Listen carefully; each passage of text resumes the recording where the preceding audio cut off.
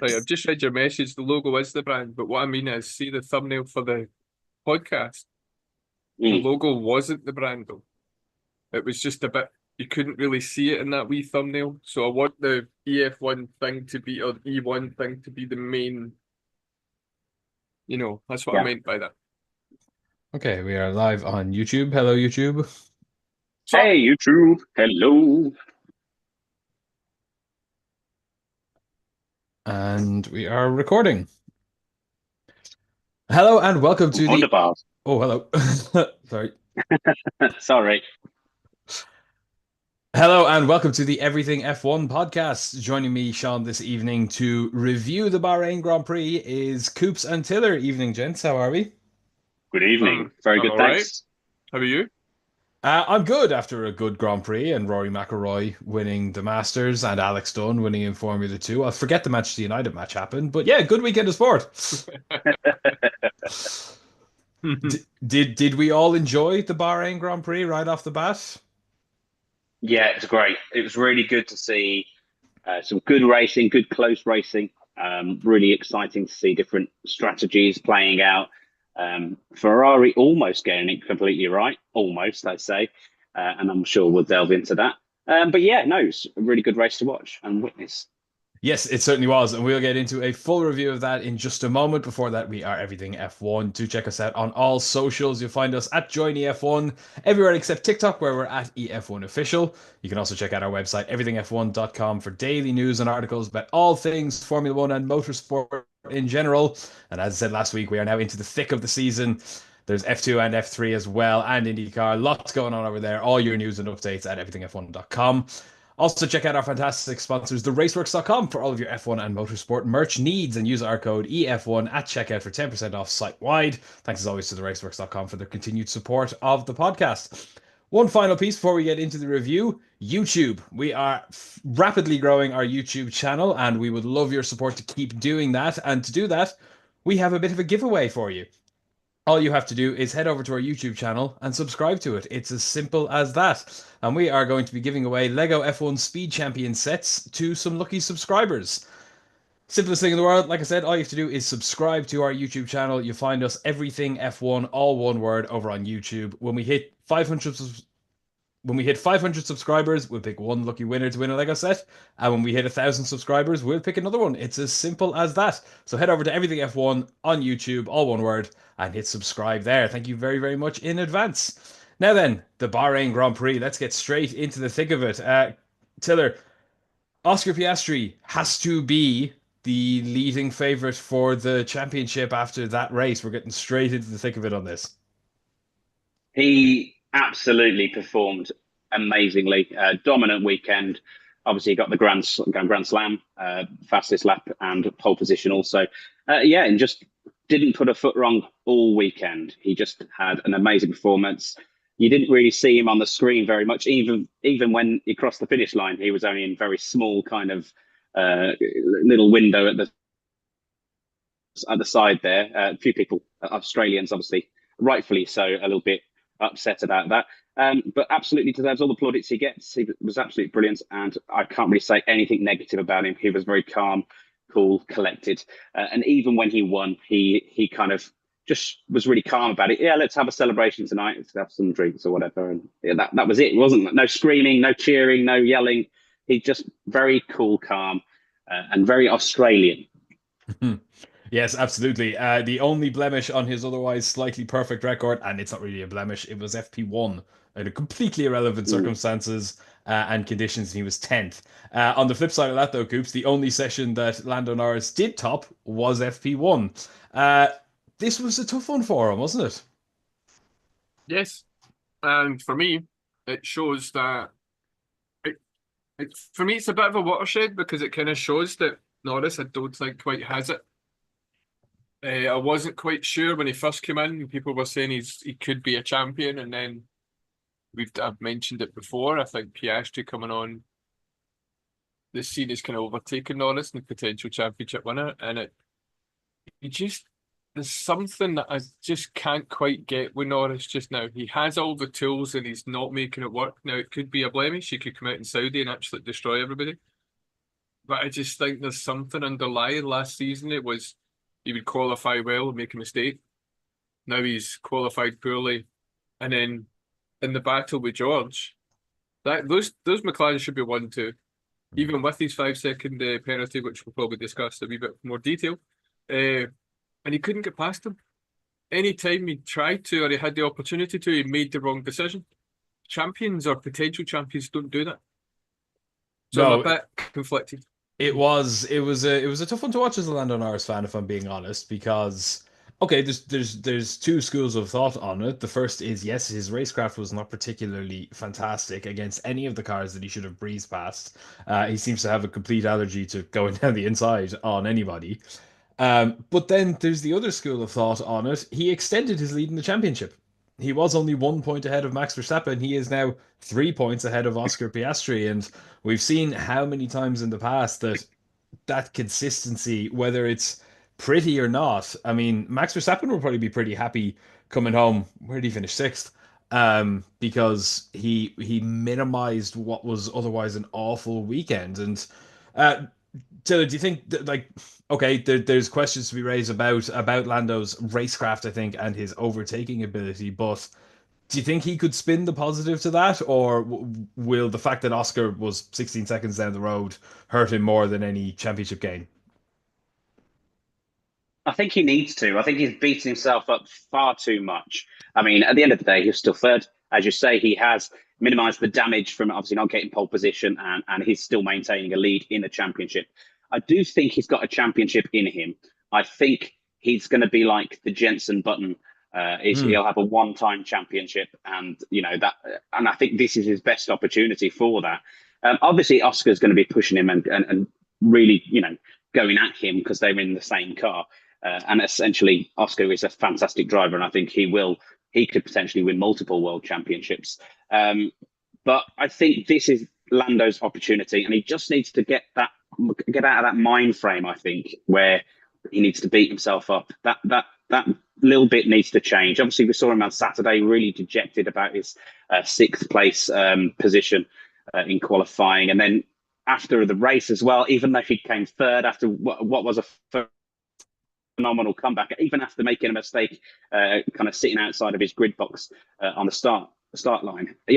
He just needs these negative thoughts to, he needs, I don't know, some kind of psychological, somebody sitting by him, building him up, saying, look, that's a positive weekend. You've extended your lead, like you say. You've got a great car. You can do all these things. You've got some great racecraft. Just need to believe in yourself a bit more, like all the big world champions do, I guess. For sure, and there's an interesting allegory to be made there between Rory McIlroy, who started off this weekend in the Masters. If anybody didn't watch golf, what were you doing this weekend? If you weren't watching the Masters last night until midnight, you missed one of the best finals of all time. McIlroy had an absolute stinker of a day one. He was nowhere even close to contention. He was pretty dejected, but he wasn't coming out and going, "Oh, I'm just crap. I'm just bad." He had a bad day. He was pissed off with himself. He came back out the next day. He fought, got himself to the final, and had the most up and down final day of all time, and still went and won it. Lando, to his credit, came back out and he faced a lot of adversity in the race. He had the penalty. He had to give the position back to Lewis Hamilton, which cost him a lot of time. And he still fought through and finished third and extended his championship lead. But I think maybe he needs to have a chat with Rory McIlroy about how to not call himself names in the press every day. I think that is maybe still his biggest glaring weakness to me. Coops, what do you think of just Lando's mentality? I know you're saying maybe he doesn't quite have it, but would it be as simple as that sort of mindset shift of, okay, beat yourself up in public, but keep it under wraps in front of the press? He needs to become arrogant. You look at Senna, you look at Verstappen, you look at even Hamilton to a degree. Most, and Michael Schumacher was probably the first one. Like, there's an arrogance, there's a swagger about them where they're like, yeah, I'm a champion. Yeah, and, Michael Schumacher I remember one year in Canada where it was that corner was dubbed the Wall of Champions. It was it 3 or 4 champions ended up hitting at that time. Oh, Schumacher was, 5 or 6 of them. Yeah, yeah. loads So of them. Schumacher done it. I think Villeneuve done Villeneuve it. did it. Hackinen's done it. He wasn't a champion, but David Coulthard did it from the lead of the race, if I'm not wrong. They've all hit it. I signed Yeah. it, but I didn't hit it though, thankfully. Yeah. And when Michael did it, he basically came out and went, "Yeah, I make one mistake a year, and that was it." There's an arrogance. There's just this thing of, yeah, but I know I'm good. And you either do Piastri, where you just don't say anything and you're just cool, calm, collected. You go about your business. You just go, yeah, it was a bit of a weird one. We had some stuff to deal with, blah, blah, blah. You go out, you do your stuff, and then at the end, it's like you're popping back from the shops, like he did in his last one, and just like, yep, there's going to be a party, but I'm not going to be involved in it because I'm racing next week. And Lando's coming out and going, yeah, I'm clueless. I don't know what I'm doing. It's as if I've never driven a car before. You're leading the championship. Get a grip of yourself, boy. Come on. Like, Yeah, with your engineers, with your team, with your dad, whoever, oh my God, this is terrible. What am I doing? You go outside and you swagger it off. You just say what the press want to hear. You say it was difficult. I wasn't quite in the window. The usual kind of cliches that most drivers do. A bit like Max is saying. But to be so self-deprecating and so self-defeating, it's a bit kind of really. And that made me, even maybe subconsciously, that's why I was very much watching this going, he needs to pass him. Why is he not passing him? Why is he going down there? This just shows me that he's not championship material. And there must be a subconscious thing for him. I don't know. Like I say, we don't know what's going to happen, but it was very weird. Do you think he was affected by the comments that Max Verstappen made at the start of the weekend, which was quite a cool jab from Max, really, I've got to say, saying if I was in that McLaren, I'd have won all the races so far, and they're just not doing that. It's a valid point, I think. I don't know how Red Bull and the team behind him would think of him saying that sort of thing, but it's certainly a bit of a playful jibe that kind of got under their skin, as it were, because both Oscar and Lando were, bit at that and could see that they were quite frustrated at him saying it. Well, Max, on you go, Sean. sorry, Max is the master of diverting attention from himself. He was under a lot of pressure this weekend. We get onto them in a couple of minutes, but Red Bull were maybe a little bit found out that the car is actually crap this weekend, and he's like, yeah, but the McLarens are amazing, and if they don't win by 50 seconds, then, well, I would have won by 50 seconds in that car. Sorry, Gibbs, what were you going to say? I mean, but McLaren could have turned around and said, Orlando and that said, well, last year if I was in the Red Bull, I'd have won everything. I'd fling it back onto them, but they did get very defensive in it. They should have just been like, good for him. But then everyone like Lewis Hamilton won everything in that Mercedes when the Mercedes was dominant because it was the best car. Jenson Button won it that year because it was the best car. That's just what happens. McLaren has been said throughout the paddock, they are the car to beat. Are they as dominant as Max was in the last couple of years? No. But they're still the cars to beat. So it's not that big a deal. They got a wee bit too defensive, I think. Well, let's bring it on to Red Bull then. While we're on the topic of them, there are again, there's two kind of schools of thought of looking at it. There's the school of, well, okay, it wasn't the best weekend in the world for them. They were quite open from the start that they weren't not expecting it to be, and Christian Horner has absolutely beat to death the idea that they're going to gain a tenth and a half or 2 tenths on McLaren in Spain. As if McLaren are not going to come with upgrades in Spain. I think that's a ridiculous notion. And at this point, a tenth and a half is not going to make any difference to Red Bull at all anyway. Max Verstappen finished sixth, Yuki Tsunoda finished ninth. So the bad sides of it are they looked like they were struggling. The good sides of it are, Max finished sixth. He wasn't the worst result in the world. Yes, he lost ground on Lando, but at one point he was 20th and last in the race after pit stops, but he was the last driver on the track at one point in that race. So sixth position is not too bad for him. And the other positive is Yuki Tsunoda scored points and was in Q3. So Red Bull will be able to kind of bat away the suggestions that the car is crap or that the second car is non-existent because Yuki scored points at last. What did you make of just Red Bull's weekend in general, Tiller? Yeah, I'm really happy to see Yuki performing as he did. I think it just shows that Red Bull made the completely incorrect decision of putting Lawson in the seat. What were they doing? That was just confusing for everybody. Clearly confusing for Yuki. He says he's halfway to understanding the car. So if he's only halfway to understanding the car and he's scoring ninth, just 3 places behind Max, then it, halfway more, we're expecting him to be competing with Max, I guess. And I can fully see at least him, helping Red Bull in the Constructors' Championship, bringing home some decent points. And as for Max, yeah, terrible weekend. All the luck went completely against him this weekend. Everything went wrong. The tyres he was the first person onto the hard tyre, kind of the tester bed for all the rest of the teams on the grid, so much so that the Mercedes chose to go with the softs because of how poor the performance was on the hards for Max and others at that point as well. If only Ferrari had done the same, we might be talking about a different result as well for those. But, as for Red Bull themselves, it was a poor week. They have got a bit of a poor car, it seems so far. But they're Red Bull. They'll bounce back, I'm sure. Yeah, there's absolutely no doubt about that. And already the talk is starting to go to next year that the wind tunnel will be online midway through next year ahead of the 27 season. So I'm not going to say they're in a rebuilding, but in terms of getting their equipment up to scratch, they're where McLaren were 2 years ago. Especially in the wind tunnel. I was listening to was it John Noble was talking about how basically old the Red Bull's wind tunnel is, and it's affected by wind conditions outside.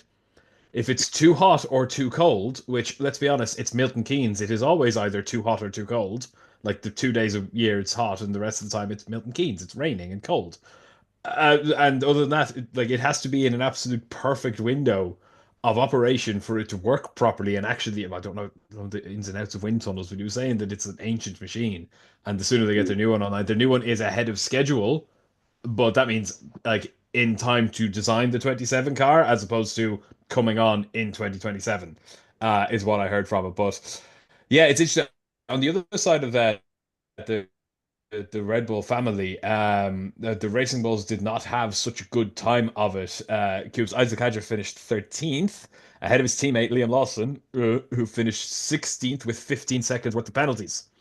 Um, I think it's not only a case that Red Bull made the wrong choice to begin with. There's potentially an argument that they shouldn't have given Lawson a drive at all after that performance. That's another terrible weekend for him. Yeah, I mean, when your car's slow, then you let you take 15 points, 15 seconds worth of penalties. You're not really going to do very much. He was supposed to go back into the Racing Bulls and have a bit of redemption, and basically he's proven Red Bull right at the moment.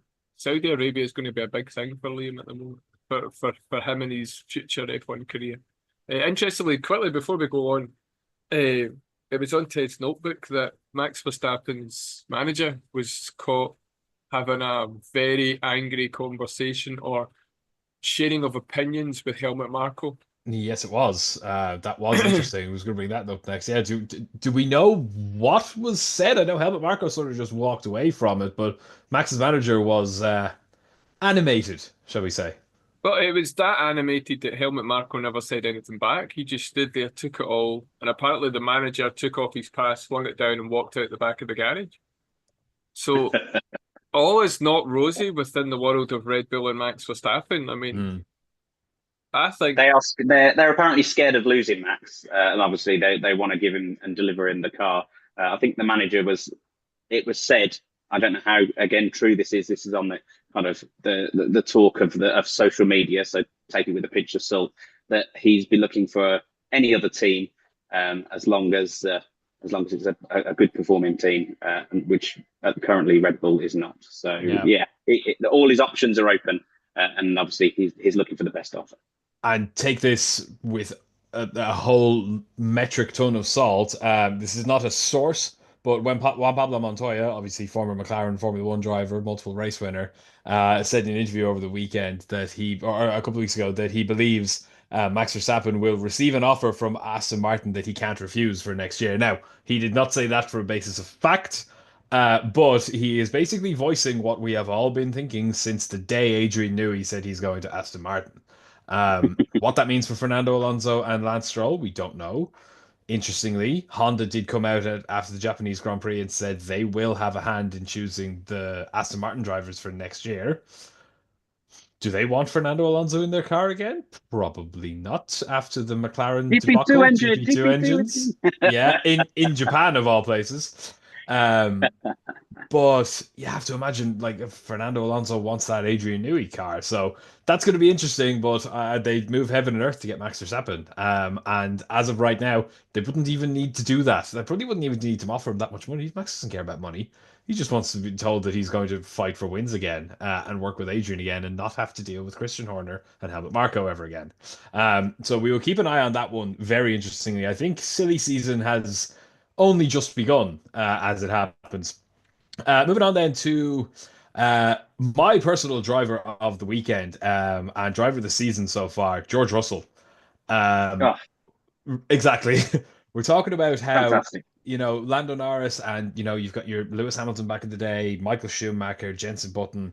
You win a championship by just being ruthlessly consistent, just being there all the time.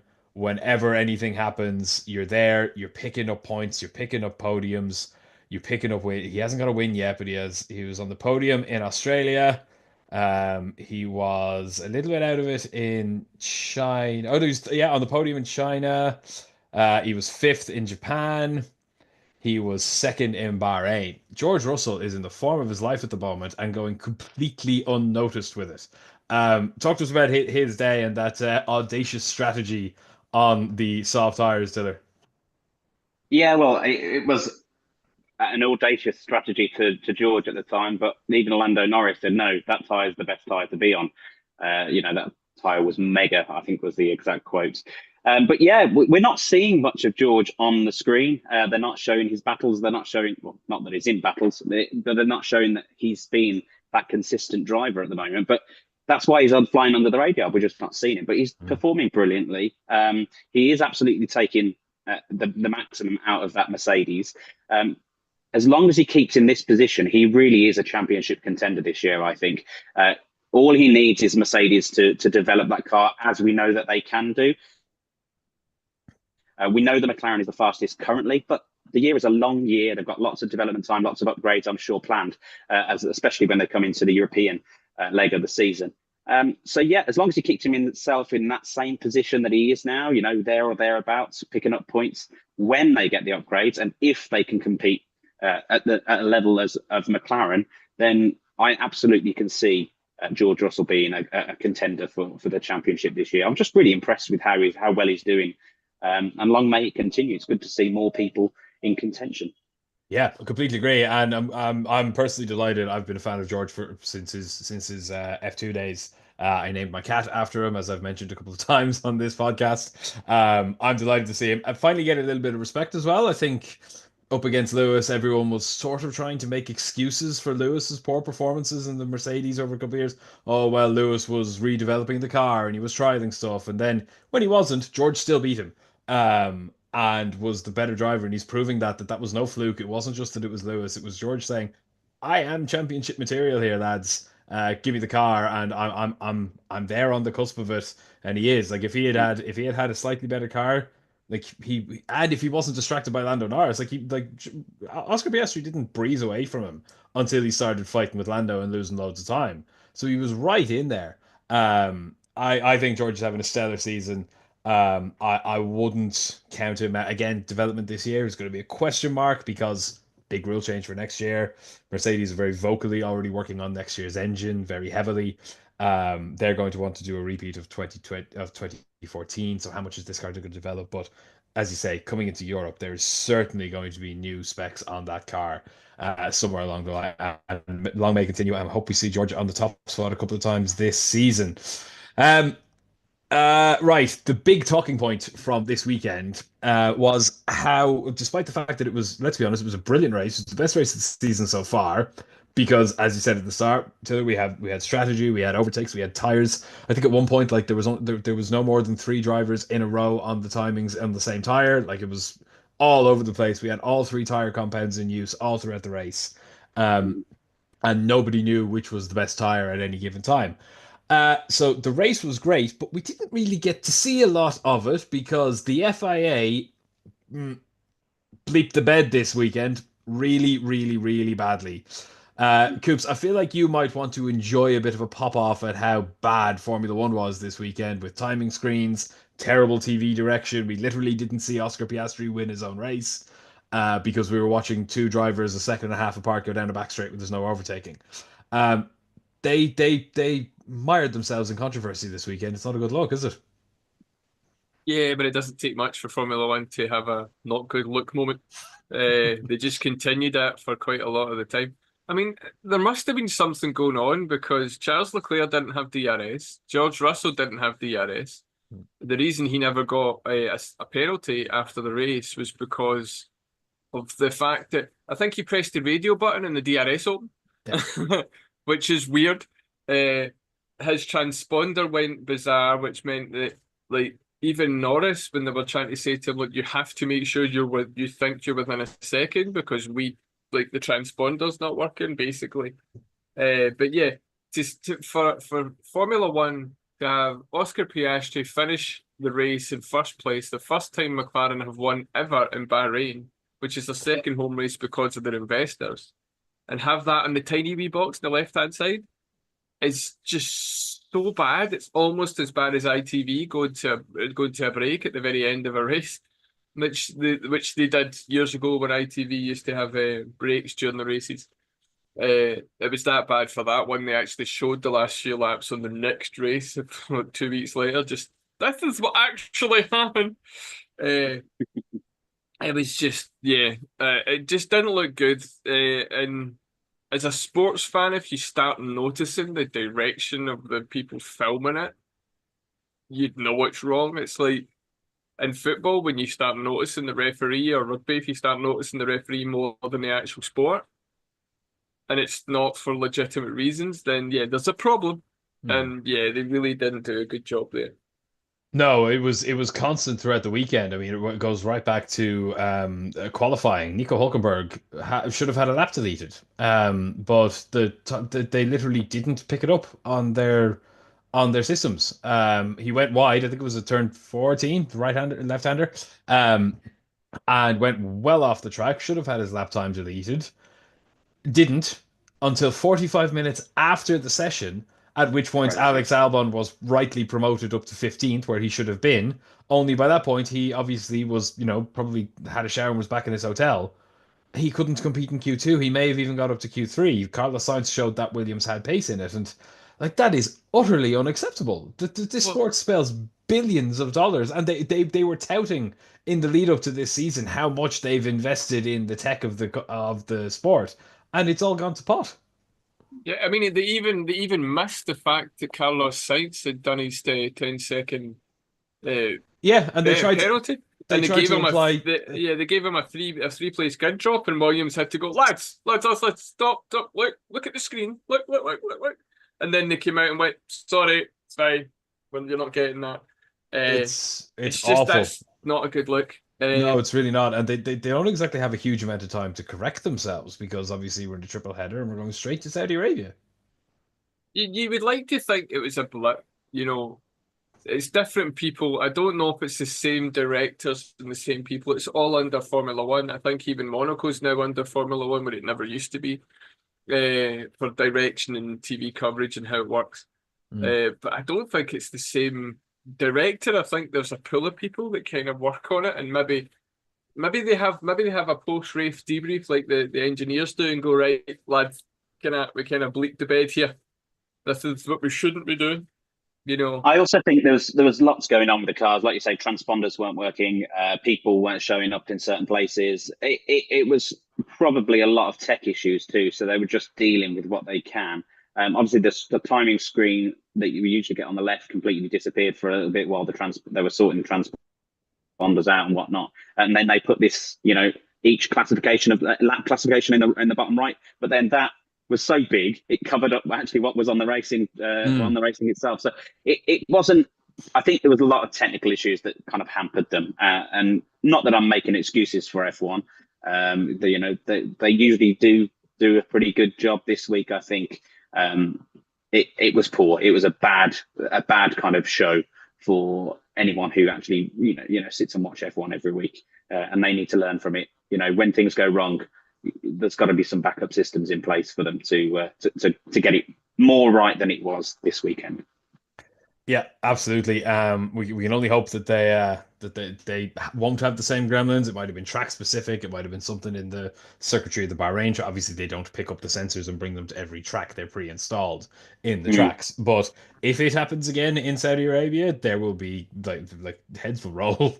Mohammed bin Sulayem is already on the chopping block for his job this year. He is as officially uncontested for the presidency for which is going up for vote, I think, in October or September, later in the year. But according to some very reliable sources within Formula One, it's not that he won't be contested. It's that the people who want to contest him haven't come forward yet because they don't want to give him the chance to bury them. Which is very clever strategically. A couple of final bits then before we finish up, before we move on, is a couple of key call-outs. Alpine are finally off the mark. They were the only team not to have scored a point so far until Pierre Gasly came along and stuck it in an incredible fifth in qualifying. He was great, wasn't he? He did such fantastic. a good job. Yeah, brilliant all weekend and finished seventh. Taylor, thoughts on Gasly? Just in the past kind of year, especially, he's been a silent assassin throughout, even when that car is really not working. He's in good form at the moment. Yeah, Gasly has always been a good performer. He's just been in a terrible car. He certainly outdrove the car last year. The last year's car was just a dog. And this year he's proven that, especially after Bahrain, that he's still got it. He's still got the ability. And when the race permits, he will score some decent points. And even Doohan, let's give Doohan his dues. This week has had a better week. He was certainly on the screen a lot more, for positive reasons. A couple of overtakes, and I think he just finished just outside the points, wasn't it, this week? Yes, he did. He got screwed over by only having hard tires, and they just went backwards. Yeah, that's it. Yeah. So I mean, it wasn't the result that he would have wanted, but he showed signs of promise anyway for the Alpine. Yeah, for sure. I think Doohan has done more than enough actually in the past 4 races, except for was it China that he had a bit of a spin. But I think he has done enough, especially given that he's a total rookie, to at least earn himself that seat until the summer break. And I think that seems to be the consensus. The talk about Franco Colapinto has died down a little bit. He did that test in Monza a couple of weeks ago, and there's been not a peep about him since. And they need to stop that, because that sort of thing is the pressure that's going to make him not perform. And we saw it with Sergio Perez. We've seen it with other drivers. When you've got stupid amounts of pressure coming from your bosses, from saying, "Oh, we've got this driver in the wings waiting to take your spot." It's unneeded pressure when all you want is someone who's calm, cool, collected in the car, scoring as many points as possible, or driving to the best of the ability. And pressure is not. It does work with some people, and you can with pressure, you can turn coal into diamonds, as they say. But it doesn't work for a lot of people, and it's not always the best route to take, especially with a brand spanking new rookie who in his first year in F1 doesn't need that sort of pressure. Completely agree. Final one then, just wanted to call out another rookie who had, I think should have been driver of the day. Ollie Behrman went from 20th and last to scoring points in 10th. The driver of the day system seems a little bit broken at the moment. Lewis Hamilton won driver of the day and had a pretty average weekend, to say the best. Okay. I thought Ollie Behrman was sublime this weekend. And between himself and Ocon finished 8th. Yes, Esteban Ocon finished 8th. They have now jumped Williams. They're a point ahead of Williams, up in 5th. Williams is down to 6th because they had a point this weekend. So big win for Haas this weekend. Coops, do you think they're going to maintain that, or is that going to be that's going to be a proper ding dong battle this weekend, fifth and sixth between Alpine and Haas, as was said right the way back in testing? I think this year's going to be one of those ones where everything's track specific. You know, the cars are just so difficult to get into the window, and as we've seen with Max Verstappen and Suzuka, he found it because he's Max and he got himself in first. And you know, there was other variables that meant it was a really boring race, but you know, he found it. Haas have found it this weekend. Next weekend, the conditions might not quite favour Haas, and Alpine will jump in front, or maybe Williams will get in there. Carlos Sainz was looking better this weekend than he was. Unfortunately, got a big chunk of his side pods fired out him, and it showed you the hole. And I looked at it and was like, yeah, they're going to retire that car because the amount of downforce that car's lost with that big hole and the radiator all dented and stuff. Anyway, so I think Haas are definitely there. Berman is probably, I think, at the moment, unfortunately for Gabriel Bortoleto, with the hardware he's got in front of him, I don't think you're going to see much of him. I think Berman's probably the one he's the one to watch, and he was in the Ferrari when he was the super sub. He's a bit Piastri-like, and he's quite cool, calm, collected. He does his job. He's good at what he's doing. So, yeah, I think it'll be good to see him up there, and I think he's only going to get better. Yeah, I completely agree. Right, that is everything I had. I'll cut this bit out. Taylor, do you need to hop off, or are you good to keep on till for the review or the preview? Well, I was just going to say, I was just typing, but that's probably why you see my fingers in the screen. Sorry about that. I was just going to say, I'll jump off at 9 exactly. Just ignore the fact that I've gone and just finish it without me. But okay. if you just do it with me until I have to go. Yeah, Grant. Okay, just give me 2 seconds. I'm going to do an outro to that for YouTube, an intro to the next one for YouTube, and then I'll do a crossfade that we can put in the audio and then we're going to jump onto the preview. So play act with me for a second. Right, that'll do it for our Bahrain. Oh, that's like. Can they spin a thumbnail? Yeah. That will do it for our Bahrain Grand Prix. It was a good race. There was a lot of learnings to be taken out of that, and the championship has been blown wide open out of that one in all aspects, not just for the lead, but for every position. There's a lot of talking points for that. So a good middle race of this triple header. We will be back in a couple of days with our preview of the Saudi Arabian Grand Prix, because of course that is this coming weekend on Sunday. So thank you very much, lads, for joining me this evening. Thank you, Coops. Thank you. And thank you, Taylor. Thank you. We are Everything F1. Thank you very, very much for listening. Check us out on all socials and check out our website, everythingf1.com, for daily news and articles. And check out our fantastic sponsors, theraceworks.com, for all your F1 motorsport merch. Use code EF1 at checkout for 10% off site-wide. Don't forget as well, our YouTube giveaway. Head over to our YouTube channel, subscribe to the channel. When we hit 500 subscribers, we will be giving away a Lego F1 Speed Champions kit of your choice to one lucky subscriber. So head over, Everything F1, all one word, on YouTube, and hit subscribe. Thank you very much. We'll talk to you soon. Hello and welcome back to the Everything F1 podcast. My name is Sean, and joining me for the preview of the Saudi Arabian Grand Prix are Taylor. Good evening. Good evening. And Coops. Good evening. Hello. Hello, hello, hello. I'll do the We Are Everything. I'll do that bit later. And then we'll do the join. Or you could just cut it from the previous one. That's exactly what I'm going to do. For the audio bit now, I'll cut this for you and send it to you. Right, that'll do it for a review of Bahrain. Let's move on to the preview of Saudi Arabia, because of course we are in literally the middle of our triple header. Started in Japan, went to Bahrain, and now we're coming to Saudi Arabia this weekend. Let's have a bit of info about the track. The Jeddah Corniche circuit, 6.174 kilometers long. It'll be a 50-lap race. It's been on the calendar since 2021, amongst a little bit of controversy, but it has actually thrown up some pretty decent racing in that time, which is good to see. Last year's race saw Max Verstappen on pole, to nobody's surprise, and the podium was Max Verstappen, Sergio Perez, and Charles Leclerc. That would be interesting to have a double Red Bull and Ferrari podium this week. It's probably a little bit unlikely, but it has been an interesting one. The race has been won all but one time by Red Bull. Max Verstappen has 2 wins, Sergio Perez has one, and Lewis Hamilton Mercedes won the first race back in 2021.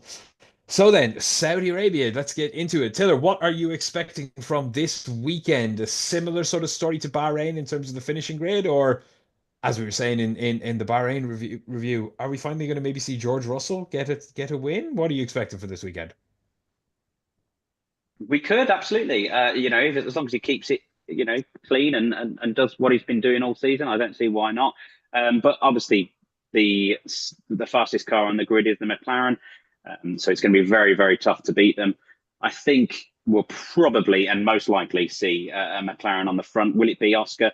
Will it be Lando? I have absolutely no idea, but I'll stick my neck out and say Lando, just because he'll come back from a punishing defeat and grab the pole and grab the top step of the podium, and just to kind of throw it back in everyone else's face, just to show he has got the skills to lead this championship and do what he can. As I say, I think he will win a championship. I think this is his best possible option, but I think he's going to be like a one-time champ, like a Jensen Button, or who all the other one-time champs out there. Yes, I would agree with you. I've been saying that all season. But Coops, you've been particularly this time around after Bahrain. You have been a bit critical of him. The Bahrain was not great, as we've spoken about. Do you think, like Taylor, that he might bounce back this weekend, or has Oscar just got under his skin now? I don't think it's about Oscar being under Norris's skin, but I think it's not about if he will bounce back, he has to. Mm. It's if Oscar Piastri wins three of the first, is it five? Is this the fifth round? If Oscar wins the third one, then what are McLaren going to do? That's three from five. That's Six. Yeah. We're in a bit of a situation then for Norris. I mean, where does he go from here? Does he come out to the press and talk about how clueless he is in Formula One again? Like, that's bolted now. That's something that's going to get old very quick. So yeah, I don't think it's will he, or he could, or he has to. There's no way around it. But this track should, on his own performances and successes, should suit him potentially a little bit better than Oscar. We've seen in the past year where Lando has been at his best was Japan twice, that fast flowing circuit. And Zandvoort, for example, he was very, very quick there. Hungary, he stuck it on pole and was screwed over by strategy and stuff like that. He lost the lead at the start, but in terms of pure pace, those fast flowing, constant corner sort of tracks does seem to suit him in this car. So to, it's going to be close between them, but I think I'd side with you on this one. I think Coops, I completely agree. He has to do it, but I think he will. And I suppose the question then is who will be around him? Are Ferrari going to come back? Lewis Hamilton was saying after Bahrain that he understands the car a lot better, and he seems happier after that race. Yeah, and a previous winner as well, like you said earlier. This season's great. It's really, really unpredictable. I could sit here and say X, Y, and Z, and it can be completely different. A completely different order. It's just really fun, really exciting to see. It could be any one of those teams. Leclerc had a brilliant race in Bahrain as well, so I could see absolutely him outperforming the car as well and putting it up there. He's a great qualifier. I'm just enjoying the season, to be honest with you, and predictions wise, it's really, really hard to do. But it'll be Mercedes, it'll be Ferrari, it'll be McLaren, the usual suspects. Max could even have a surprise great weekend, even after the terrible weekend that he just had in Bahrain. So I can't really tell you who's going to be, what's going to happen. It's just really interesting, and obviously it is a quick track, so it will suit the faster cars, which are the McLaren. So I do see the dominance probably moving forward for Saudi, but given a good weekend, any one of those other teams could take advantage of a bad strategy call or a silly little mistake around one of the 27 corners that they've got around the track. It's pretty brutal. Yeah, it certainly is. It's very much it's a driver's track. I mean, the cars, it's a really fast track, but it's very high downforce track, because of how high speed the corners are. So it's the drivers that can make a difference. An extra kilometer an hour through a corner make a huge amount of difference. But on that one, Coops, what do you think of the track? Like, do you like it? It came in under a mire of controversy. There was quite literally a missile strike during FP3 a couple of years ago. We're now hearing talk that South Africa, when it comes back, won't be Kyalami, which is a disgrace, but will instead be another street circuit around around a football stadium or around a street circuit. But this one, Azerbaijan, they're not all bad. What do you think of Saudi Arabia and the track? I think the track's good because it's quite challenging for the drivers.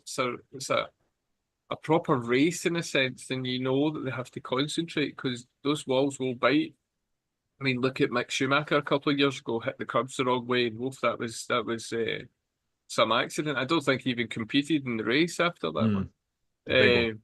It was a big one, and so yeah, in terms of the track itself, I don't have a problem with it. I think there's been enough going on. Like I just touched on, Mick Schumacher's accident for one was quite a big one, not one you see very often. The brake test sort of situation in the games that Max Verstappen and Hamilton played in that infamous 2021 season. There was a lot going on, a lot of things to remember. A bit like Singapore, I kind of put it in the same set thing as that. It kind of came out with controversy and moments almost instantly. I mean, there's the conversations we can have about the political aspect of Saudi Arabia being on the calendar is a different podcast and one that would probably take a long time to kind of discuss, and we would probably never and we have touched on it many times before too. We have. Yeah, and and it's one of those ones where you're never really going to satisfy everyone. There's always going to be an argument kind of for and mostly against, but there will be some voices for and against. It's a very difficult one to kind of really objectify properly. But in terms of the track itself, I think it's quite an interesting one to watch and see how they go, especially this time with the 6 rookies that we've got. And I don't think many of them, maybe Behrman with the exception, I don't know if the rest of them have actually driven on it. I'm not 100% sure. I don't think they have. The Formula 2 graduates would have, because F2 raced there last year, because that's how obviously Ollie Behrman was pulled out of Formula 2 into Formula 1 last season. But it's a different kettle of fish. Formula 2 cars are not even like Formula 2 cars are rapid quick, and Formula 2 is a great season, but they're not even remotely close to on nodding terms with Formula 1 cars around this track. They right off the bat, their steering is way heavier than Formula 1 cars, so they can't take as much corner, and they don't corner as fast and sharp, which you need at this track. But actually, as you mentioned him, I was going to bring him up next. Ollie Behrman obviously had his debut race here last year for Ferrari. Finished an absolutely spectacular 7th, and as we've spoken about many times at this point now, he is a superstar. Tiller, how do you think? Do you think he's going to be excited coming back here this weekend? And what did you make of his performance last year, and just how he's going so far this year? Yeah, it was a standout performance, wasn't it? It was, to get that call on the Friday morning. You need to stop the prep for F2 because you're actually going to be in the F1 car this weekend to get it where it is. Did you say P7 was it? 7th, yeah. Yeah, it's just amazing for a first time racing an F1 car in a Ferrari as well. So yeah, he'll be excited. He'll be hoping to kind of replicate some of that, amazing racecraft that he showed last year. He isn't in the Ferrari this year, so obviously he's going to have that disadvantage. But yeah, I think he'll do a good job. I'm looking forward to how well they can all do. Really, I've really been enjoying Antonelli as well, and I think he'll perform superbly. I think you're right. The rookies are going to entertain us this weekend, I think.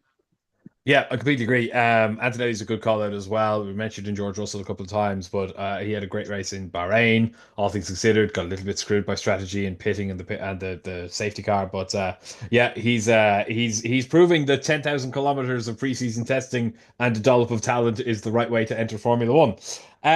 Quick one then on the midfield battle, which I think is fascinating at the moment. Alpine proved that without an engine-heavy track, that car is as decent as it looked in testing. And this weekend, yes, it's high speed, but it's high speed corners, not necessarily high top speed, unlike some of the others. So, could we see another Alpine points all this weekend, Coops? Oh, definitely. I think there's a chance for Haas, Alpine, Williams all to get something. Mm, They all seem to be doing particularly well. I think the only two teams that you're probably unlikely to get anything from are Aston Martin and Sauber. yeah. Everybody else has got a chance to get points. The Racing Bulls, the car was slow in Bahrain, and there are similar types of corners to Saudi.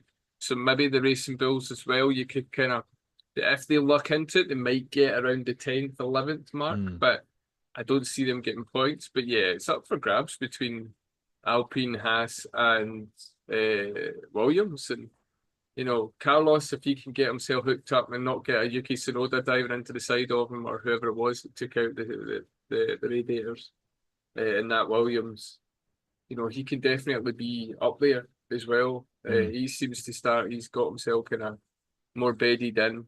Difficult first few races for him, but yeah, it definitely looks like any of those kind of 3 or 4 teams could probably pick something up.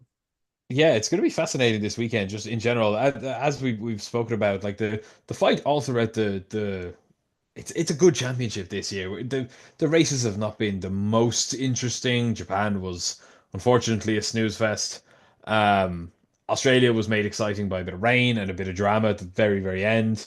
But in terms of like the competition, this is what happens at the end of a rule cycle, isn't it? It's that everybody closes up except Sauber. Well, yeah. And Aston Martin just forget what they were doing at the start of the rule cycle and go the wrong way.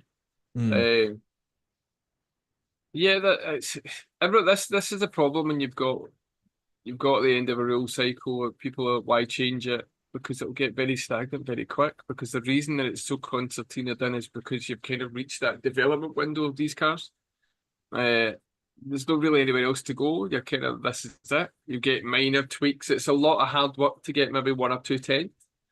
And it's only teams that have really dropped the ball that could maybe get something. Hmm. Like you're at Aston Martin at the minute, Sauber if they get their ship in order.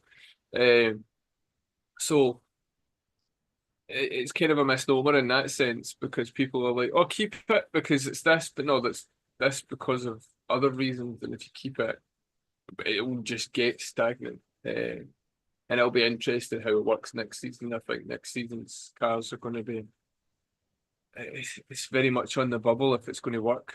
But that's a whole other topic. That is very much a topic for another day. But we did get confirmation that the V10s aren't happening for 2026. Not that we thought the V10s were going to happen for 26. Anybody who thought that was being extraordinarily delusional, I think. But they are not off the table for the future, just not happening next year. Interestingly, a big factor I think this weekend is going to be a little bit like the track surface will be a factor this weekend because it's nowhere close to as abrasive um, as Bahrain. I don't think it's going to rain.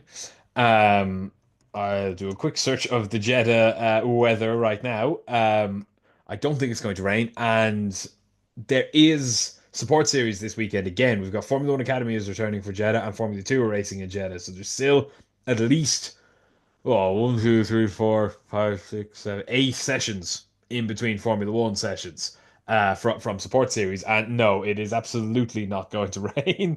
It'll be it'll be 28 degrees on Sunday night when the race is on in Saudi Arabia. So it'll be a sweaty one. So we don't have rain to play into, but that high temperature, track surface, tires degrading, hopefully we're going to see another bit of a strategy battle this weekend. Do you think? Yeah, I think the thing about Suzuka was that for Formula One, especially now, when everyone's so close together and the cars are very, very particular in how they work, and most people know what they're doing, not including Sauber in that statement. Mm. You need variables, whether it be degradation with tires, whether it be weather, or even the track surface or temperatures. You need things in there to cause things to shake things up. Suzuka had the first sector was resurfaced, so there was no degradation at all. The temperature was at a point where everyone could cope with it, and the cars, you can't get close to the cars because of the dirty air, as they call it. And even if you could, you couldn't go too wide into any corner anyway. Yes. So the variables that would make it, weather, degradation, and temperatures, weren't a factor. So when you have a race with no degradation for any car, it doesn't matter how they worked them, they just didn't degrade. So that everyone had the same strategy, you aren't going to get a race. Whereas Bahrain has high deg track, you had multiples, you had soft tires, medium tires, hard tires. People were saying the hards were crap. Some of them were going, they're actually not too bad. Some didn't like the softs.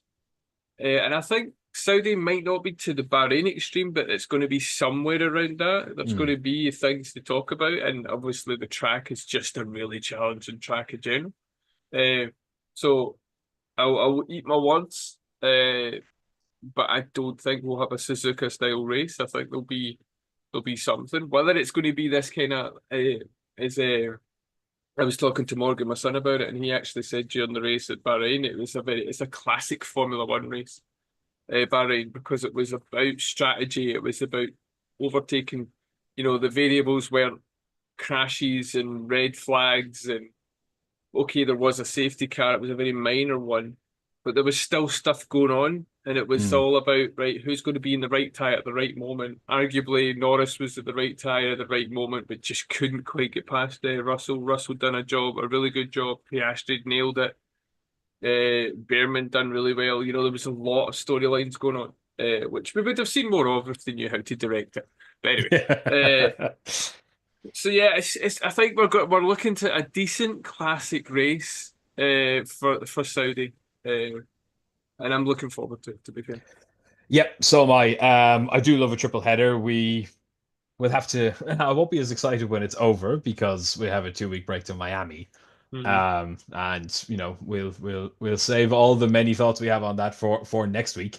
But before we finish up, I'd love to get your final thoughts on what you think this weekend is going to play out as. So your pole position and top three in the race, please. Pole position.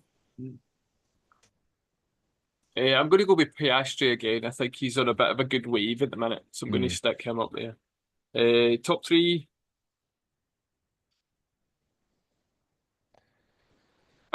Just because I want to keep the championship with McLaren going, I'm going to say Norris will win this. I think it'll be Norris, Piastri. Oh, my wild card as well as third will be Hamilton. Interesting. Interesting. I am going to go for Lando Norris pole position. I got to call the top three. I'm going to be kind of boring about it, but I think there'll be fights in the midfield, but I don't know that we're going to get fights up the front. But I'm going to call it as Lando will win the race from George Russell because I think he's going to just be there relentlessly. And Charles Leclerc, he was on the podium here last year. That Ferrari floor will probably help them a lot more in Saudi Arabia. It's a much more high downforce track than Bahrain is. And obviously all of the downforce in current Formula One cars comes from the floor. So whatever they've done to that, I think is going to be a bigger benefit to them in Saudi Arabia. But we shall see. I will give you the times for this weekend. UK Ireland times as always for the Saudi Arabian Grand Prix this weekend. We're looking at Friday, 2:30 in the afternoon for practice 1, 6 o'clock in the evening for practice 2. Saturday, 2:30 in the afternoon again for practice 3, 6 o'clock in the evening again for qualifying, and the race would be at 6 o'clock on Sunday evening. So another lovely Sunday afternoon, evening weekend, which is nice. We are done with those horrible early mornings until November, which is nice. Yes, big thumbs up to that one. Um, Yes, so Saudi Arabian Grand Prix this weekend, and then we have a 2 week break off until Miami. So let's hope it's a good one and we go out on a bit of a high after this so far 50-50 triple header. Let's hope it can end on a bit of a high. That'll do it for us. Thank you very, very much for listening. This has been the Everything F1 podcast. I have been Sean. Thank you to Coops. Thank you. And thank you to Taylor, who we unfortunately lost midway through then. But thank you as always to him. We'll be back next week with our review of the Saudi Arabian Grand Prix. So wherever you are listening, do hit subscribe, whether you are on podcast channels or on YouTube. Hit subscribe, and you will get the next episode into your earlobes as soon as it drops. In the meantime, you can check us out on all socials at JohnnyF1 or at EF1 Official on TikTok. You check out our website, everythingf1.com, for daily news and articles. As we said, triple header, lots of support series this weekend. We will have lots of information about all the feeder series, Formula 1 Academy and Formula 2 this weekend, as well as the Formula 1 news. And of course, check out our sponsors, theraceworks.com, for all of your F1 and motorsport merch needs. Final shout out again to our giveaway over on our YouTube channel. Check us out, Everything F1, all one word, over on YouTube. And if you would like to win yourself a Lego F1 Speed Champions kit for the easiest thing you'll ever do, all you have to do is head over to our YouTube channel and subscribe. It's as simple as that. We're looking to grow it as quickly as we can. We're off to a great start with it. We'd love your help to get to 500 subscribers and 1,000 subscribers. And when we hit both of those marks, we will be giving away a Lego set. So head over Everything F1 on YouTube and hit subscribe. That's it. We will chat to you next week. Thank you very much. Goodbye.